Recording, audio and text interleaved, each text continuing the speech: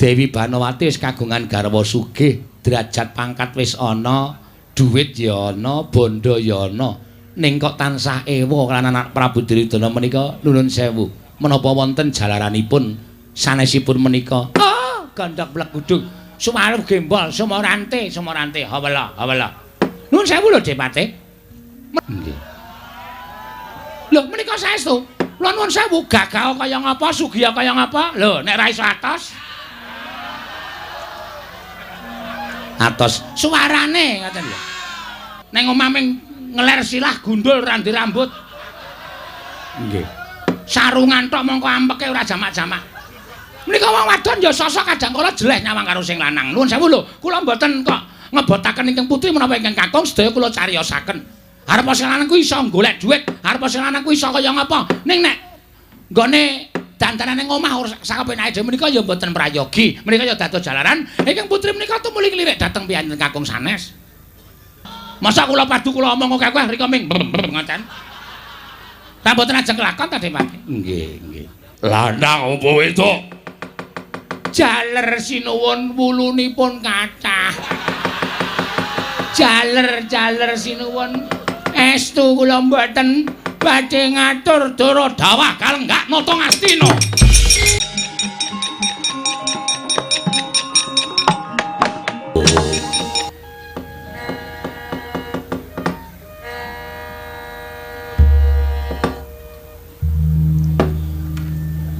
Nuwun amit pasang kaliman tabe tinebina ing lho duni dumawahing tawang tuwang sinuwun. Sampun kinten kula wantun sumalena angur mini dateng sabda pangandika paduka. Namung emuti bilih wiwit enjang ngantos dumugi sakmangke Sang Hyang Surya sampun manjer wonten tengahipun. Paduka anak Prabu Ngastina sampun kepareng lenggah madaning Datulaya. Ewadene dereng wonten wiyosing pangandika paduka anak Prabu Ngastina malah katingarengu pasuryan paduka. Kula nuwun sewu nggih. Menapa ingkang abdi kepatihan nandhang kalepatan upamiya mekaten dosa menapa ing badhe kula sandhang kula mboten badhe suwala. Waton paduka anak Prabu kepareng amedhar pangandikan saha nedahaken wonten pundi kalepatanipun ingkang bapa ing kepatihan. Namung mugi andadosna ing kawuningan sanget angeman dhateng asma paduka jejeripun Nalindra lenggah siniwaka sampun kathah para kawula nayaka ing sami ngabiyantara teka ingga sepriki paduka dereng kepareng amedhar pangandikan anak Prabu sesembahan kula monggo kula aturi paring pangandikan ingkang terwaca ingkang bapa nedya nganglungaken jangga nilingaken karna mastuti sabda tama paduka anak Prabu Ngastina nggir anak Prabu Duryudana. Kula nuwun sewu nggir. Senajan ingkang bapa ing 5 semanten ugi andadosaken jibek raos ing manah kula bingung kodeng. Krana menggalihaken dhateng paduka anak Prabu Duryudana ingkang sampun sawetawis lenggah madaning dampar ewadene dereng wonten wiyosing pangandika paduka anak Prabu. Monggo sawanipun ingkang bapa ing Saka Lima wonten negari Ngastina menika kapiji katimbalan dening paduka anak Prabu Ngastina. Mboten wonten ingkang gumana musik salebeting manahipun ingkang bapa ing Saka Lima, kejawi kula cumadong dawuh timbalanipun paduka anak Prabu. Badhe wonten dawuh timbalan menapa, nggih? Kepareng ingkang bapa nedya nyadong timbalanipun paduka anak Prabu Ngastina. Namung engga dinten sakmangke wanci sakmangke paduka anak Prabu dereng kepareng amedhar pangandikan. Menapa wonten ingkang ginebeng saklebeting penggalih ingkang adamel kodheng penggalih paduka anak Prabu Ngastina. Upami mekaten monggo to, kula aturi paring dawuh. Mboten ketang sekedhik aturipun ingkang bapa ing Saka Lima mangke saged dados cecolok obor penggalih paduka anak Prabu saha angejung gumbala ingkang ruwet penggalih paduka anak Prabu Ngastina. Ingkang bapa ing Saka Lima nyadong dawuh nggih. Sampun ngantos kados mekaten mangke mindhak dados reraosanipun para kawula sak negari Ngastina ing atasipun paduka menika Nalindra Gung Binathara lenggah siniwaka teka mboten paring pangandikan dipun antu-antu wiyosing pangandika paduka anak Prabu dhateng sangganing para kawula nayaka lan para punggawa negari Ngastina menika nggih anak Prabu Duryudana jagat wasisaning Ubathara Wayah tur jagat yayi kula nyuwun pangapunten. Gandeng sak mangke Paman Harya Sengkuni Bapa Durna sampun kepareng amiwiti medhar pangandikan madaning Datulaya ing estunipun ingkang raka boten badhe wantun angrumin dhateng wasisaning Nalindra Ngastina. Namung Gandeng Paman Sengkuni tuwin Bapa Durna sampun kepareng medhar pangandikan. Kaselak nata ling raos munjuk atur ngersa Paduka Yayi Prabu Ngastina. Wonten menapa Yayi? Dinten samangke Paduka Yayi Prabu keparengan nimbali dhateng pisawanipun ing Raka ing Mandura. Upamaya negari Ngastina menika linuruk ladu bathang pinurih dadi ajahing rerempon. Tuwin wonten satunggiling Nalindra ingkang badhe anjungking kawibawan Paduka. Monggo kula aturi paring dawuh. Ingkang Raka ing Mandura nadyan remuk kasawurna putung sumangga kabandhemna kula sagah minangka dados cagak tuwaking nagari Ngastina. Nanging upamaya wonten bab ingkang ngembet kalawan negari lan wonten gandeng cenengipun kaliyan Kanalindran Paduka. Sawawi kula aturi pendhar pangandikan ingkang langkung terpurca. Kula nedya ngangluaken jangga nelingaken karna ingkang Raka ing Mandura nedya mastuti sabda utama Paduka Yayi Prabu. Nadyan kadhawan minggah gunung, persasat mudhun jurang. Menawi menika damel jar penggalih Paduka, kula mboten badhe selak Yayi, tartemtu badhe ngestu padha. Dawuh Paduka Yayi Prabu Ngastina, Yayi Prabu Duryudana. Anjrah ingkang puspita rum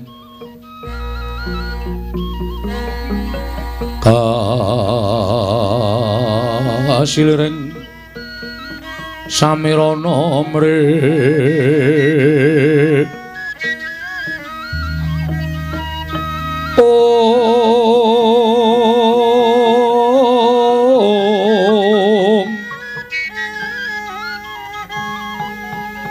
sekar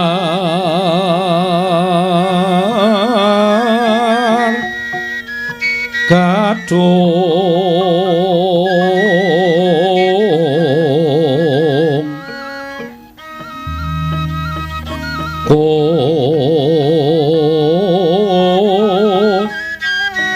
ngas kandanyo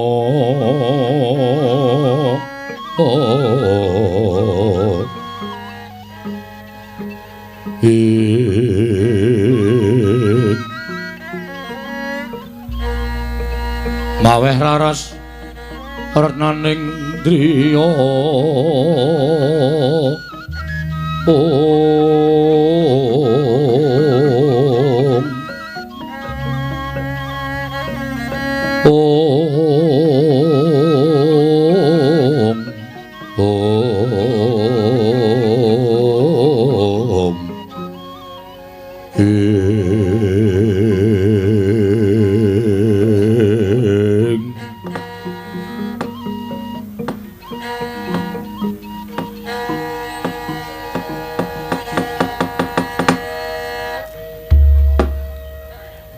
Paman Harya wonten timbalan nggih Koko Prabu wonten dawuh Yayi Bapa Menemban Durna kula wonten manut timbalan Paduka anak Prabu Ngastina nggih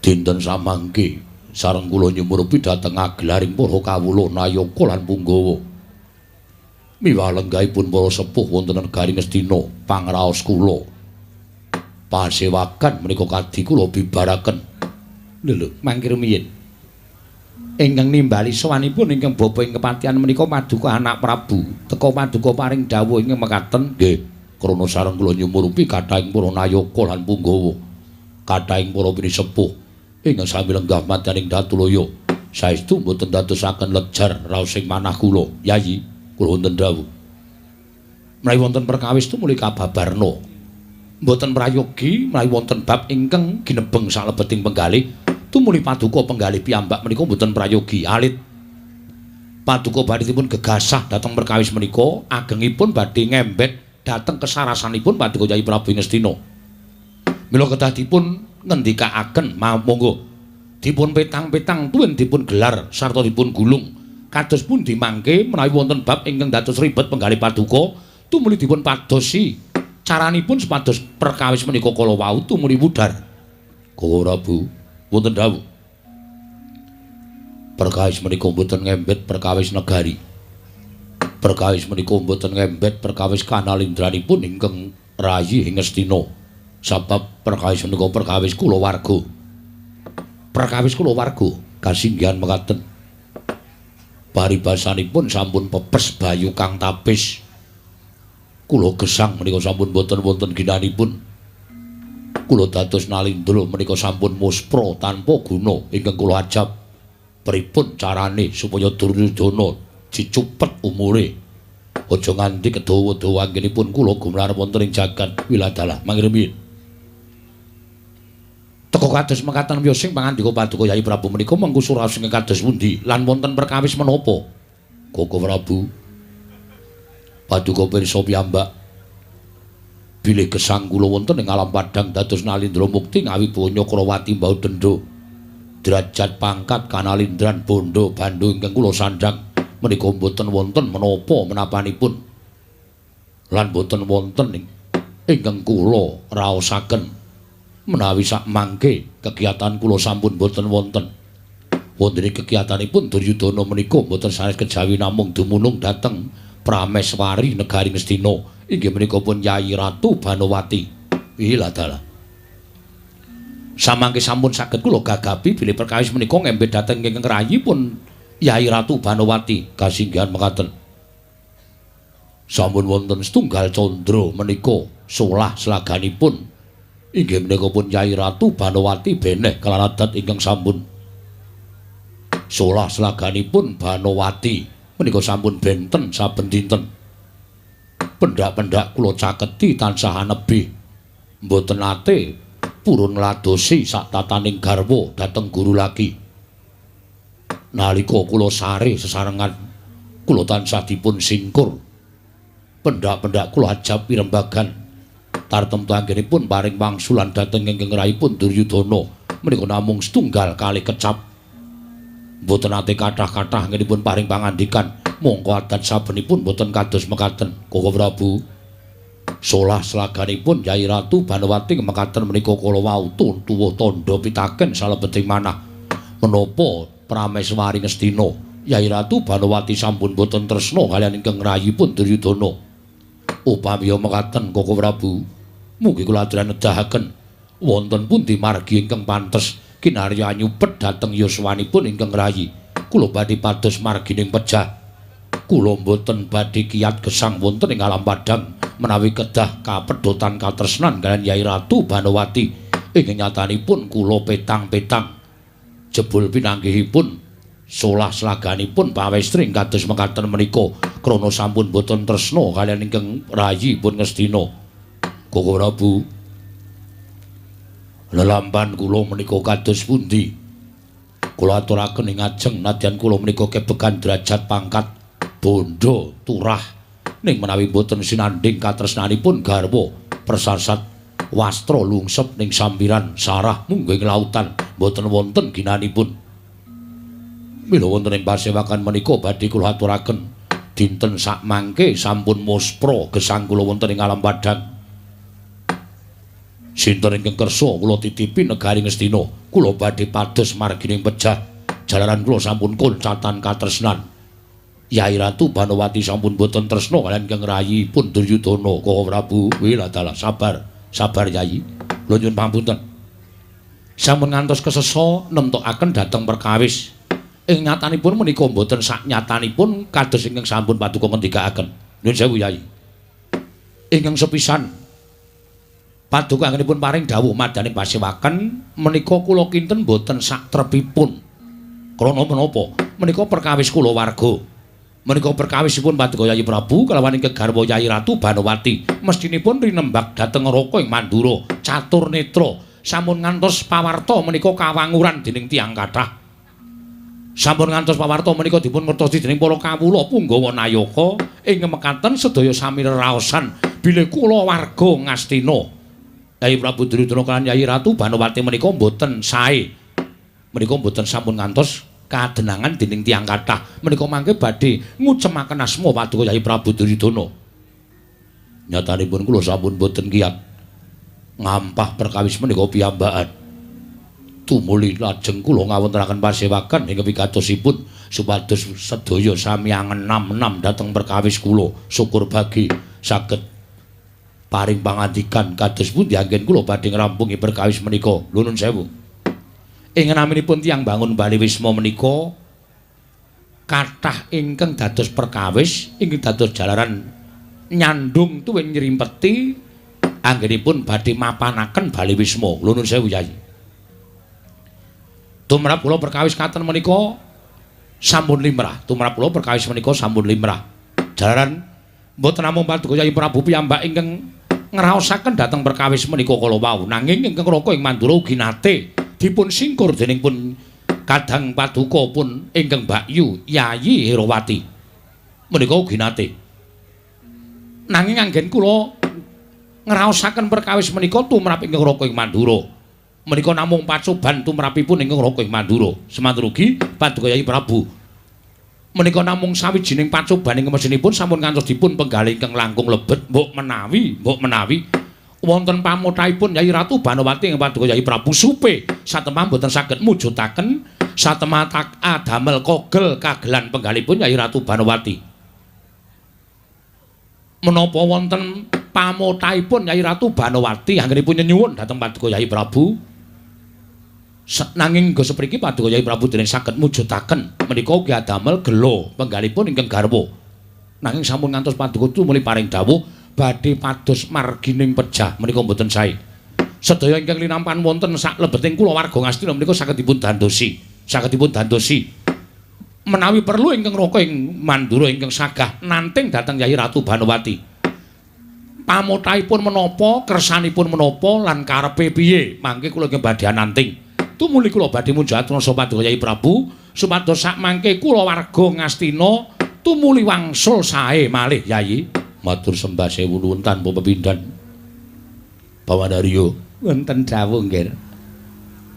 Kados pundi lampanipun ingkang putra Ngastina. Kula nuwun sewu menawi bab perkawis kulawarga ngaten menika ajrih ingkang abdi kepatihan badhe munjuk atur mangke kinten kula nuwun sewu lho nggih. Nggadahi pemanggih namung saknyatanipun pemanggih menika mboten gina. Krana nuwun sewu menawi bab perkawis ingkang garwa pun Dewi Banowati radi mboten cocok tuwin radi mboten mathuk kaliyan paduka anak Prabu menawi saking pamrayoginipun ingkang bapa ing kepatihan sedaya menika dipun telateni.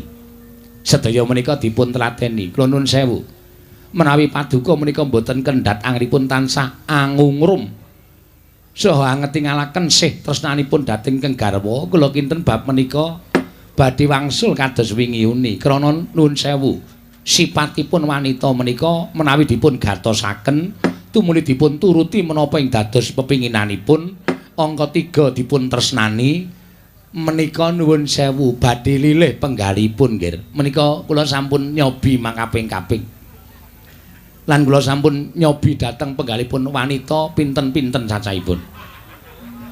Menika sipatipun sami digatekke dituruti apa karepe lajeng dipun tresnani upaminipun nduk wis maem urung ngaten menika kula nuwun sewu tartemtu badhe lilih penggalipun ngati-ati ya nduk nek lunga wis bali urung menika nggih kula nuwun sewu nggih telampan ngaten menika sampun kula lampahi. Kula tansah gatosaken nanging Yayi Ratu Banowati dereng kersa paring pangandikan lan boten purun munjuk atur kaliyan kula. Pendak-pendak kula caketi kula jejeri tansah malengos. Wonten mawon pawadanipun, wonten mawon alasanipun anggenipun nyingkir saking ingkang putra pun Duryudana paman. Wih lala kok aneh. Panjenengan menika kiranganipun menapa lho? Nalindra bagus tur tasih muda, sugih bondo, sugih bandu, derajat pangkat kecekel. Kula nuwun sewu. Kok lajeng kados mekaten menika lho. Sipatipun ingkang garwa, Kakang Durna. Pripun Dewate? Panjenengan gadahi pemanggih napa? Dewi Banowati wis kagungan garwa sugih, derajat pangkat wis ana, dhuwit ya ana, bondo ya ana. Ning kok tansah ewa lan anak Prabu Duryudana menika nuwun sewu. Menapa wonten jalaranipun sanesipun menika gandhak blekudung sumaruh gembol sumorante hawala nuwun sewu lho Depate menawi saking pamitahipun ingkang bapa ing kepatihan nuwun sewu nggih anak Prabu Duryudana, anak Prabu Baladewa kepareng kula menjatur. Bawaduna kula semanggaken, bawaduna kula semanggaken. Miturut pametangipun ing Bapa ing Sukalima, tiyang mangun Bale Wisma menika ingkang cagak ingkang kiyat. Menika boten kok perkawis branda donya, boten kok perkawis derajat pangkat, boten kok perkawis anggenipun gadahi kesugihan ingkang kliwat. Menika saged damel pemarem tumraping piyai putri menika mboten. Kula nuwun sewu lho. Arepa duwe dhuwit akeh, arepa duwe derajat pangkat, arepa kesugihane seprapat jagat saupamane, kula nuwun sewu, nek mboten saged paring napa? Nek mboten iso menehi pemareming batin menika lho, Nggih. Menika ingkang dados jalaran anggenipun piyai putri menika kadang kula sok menggok dalan. Nggih. Lho menika saestu. Kula nuwun sewu, gagah kaya ngapa, sugih kaya ngapa? Lho, nek ra iso atos suarane ngoten lho. Suarane karo tangga teparuh ingkang sok ngrasani karo kulawarga menika ginanipun menapa? Ha iki ta?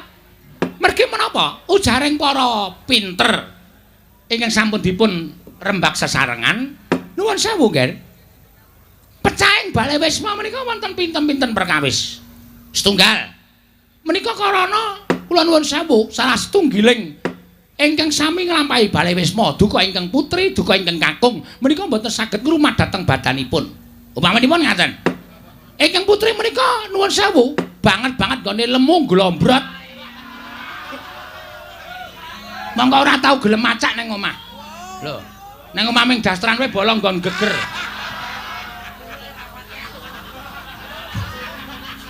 wong wedok kok punuke papat. Kula nuwun sewu menika dados jalaran tiyang kakung menika tumuli tresna dhateng tiyang sanes. Kula nuwun sewu lho, Nggih. Ning omah mung dimasake jangan terong mongko ning jaba ana gudheg, ana troncom, ana sak piturute. Menika kula nuwun sewu. Menika ki dados sarana piyai kakung menika tumuli penggok margi. Semanten ugi sing lanang. Sing lanang nek mung sakepenake dhewe, lho, tapi ora gelem dandan ning omah, mongko ya ora tau gelem besus. Neng omah ming ngeler silah gundul randi rambut. Nggih. Sarungan tok mongko ampeke ora jamak-jamak. Menika wong wadon ya sosok kadang kala jeleh nyawang karo sing lanang. Nuwun sewu lho, kula mboten kok ngebotaken ingkang putri menapa ingkang kakung sedaya kula cariyosaken. Arep sing lanang kuwi iso golek dhuwit, arep sing lanang kuwi iso kaya ngapa. Ning nek nggone dandanan ning omah ora sakepenake dhewe menika ya mboten prayogi. Menika ya dados jalaran ingkang putri menika tumuli klirik dhateng piyantun kakung sanes. Mengatakan Bapak Durna. Iki. Pemanggihipun Bapak Durna menika ketemu nalar. Lho, ketemu nalar saestu. Kula nuwun sewu. Ingkang angka kalih. Inggih menika sampun laturaken ing ajeng salah setunggalipun menika mboten saged ngaturaken jatining pemarem. Ngaten menika. Inggih. Menika ya bisa dadi jalaran wong mangun Bale Wisma menika tumuli mandheg wonten ing mergi. Inggih, Kakang Durna. Mongko dasare isih nom-enom. Isih mbutuhake kaya ngono. Ning jebul ora ana sing iso. Mbok sing lanang, mbok sing wedok ora iso ngladeni. Sing lanang ora iso ngladeni sing wedok ora iso ngladeni sing lanang. Lah, menika dados sarana pecahing rumah tangga. Ngoten ya, Kakang.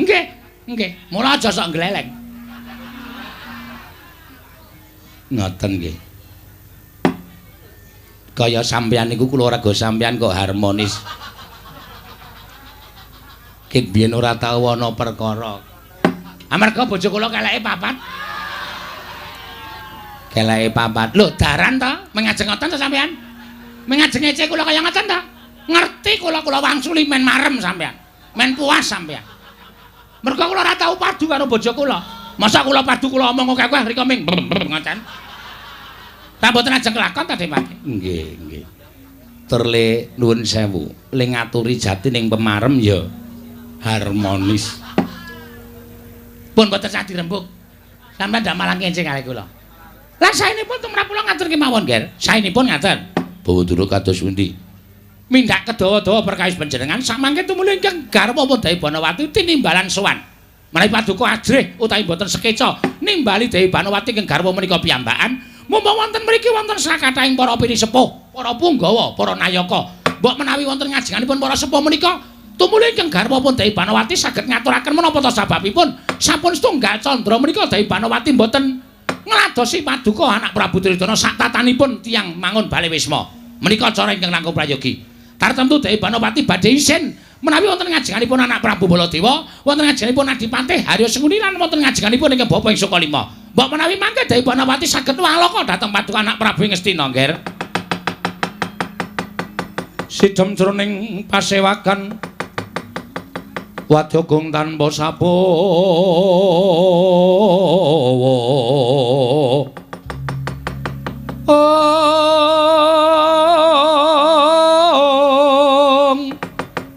Kapraban dening Sang Nalendra Tama mango-mango-mangonengi lerwu sing duka cipta ber putih mandana raras ing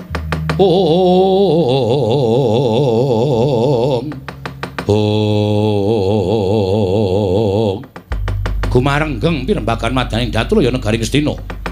Nalika semanten kathah-kathah pangendhanipun Penembahan Durna tinampi sanata ing Ngastina Prabu Duryudana. Parandring manggan dadosaken legeg jroning driya nata ing Ngastina Prabu Suyudana.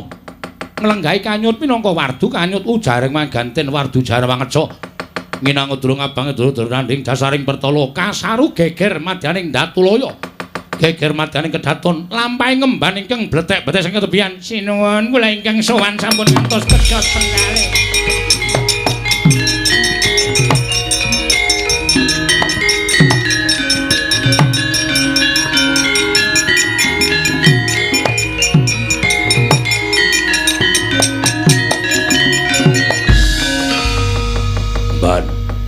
Mlayu-mlayu gawe kaget. Eneng apa? Sewu-sewu kalepatanipun ingkang abdi tadah wadana sinuwun. Menawi kula kadhak wilepat dosa menapa ing badhe kula sandhang kula namung ndederek. Namung estunipun menika wigati anggen kula munjuk atungesa paduka Sang Nata. Eneng apa? Apa ingkang dumadi madyaning kedaton? Apa ingkang dumadi madyaning Taman Sari? Ora pangling kowe ingkang tansah ngladeni kalawan Yai Ratu Banowati. Kasinggihan mekaten mugi andadosna ing kawuningan sejatosipun kula mboten wantun matur nanging anjagi dhateng kanalindran paduka. Sastarta asma paduka Gusti kula sanata paripaksa kula munjuk atur. Nuwun sewu sinuwun. Nalika semanten kula medal sak ngajenging kori patengganipun ingkang garwa Dewi Banowati boten kanthi kasengaja kula nglirik sak lebeting patenggan. Kula nuwun sewu ketingal sukunipun wonten setunggiling priya ingkang sare wonten patengganipun Dewi Banowati. Lanang apa wedok? Jaler sinuwun wulunipun kathah. Jaler sinuwun. Estu kula mboten badhe ngatur dara dawah kalenggak nata Ngastina.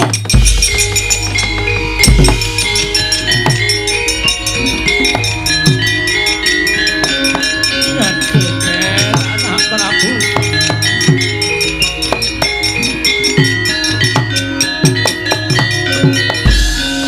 Anak Prabu.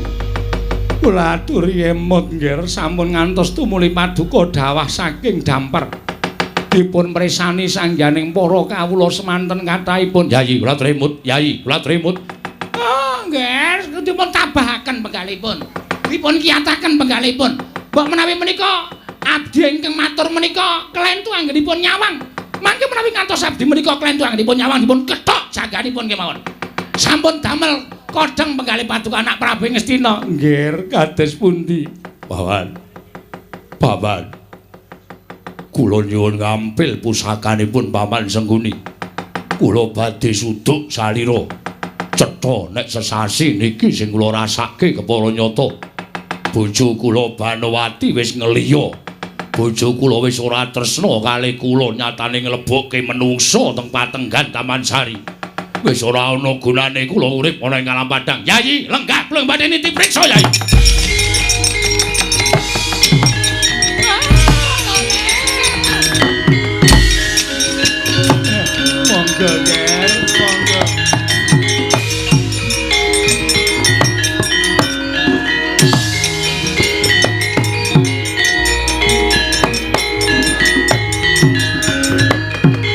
Thank you.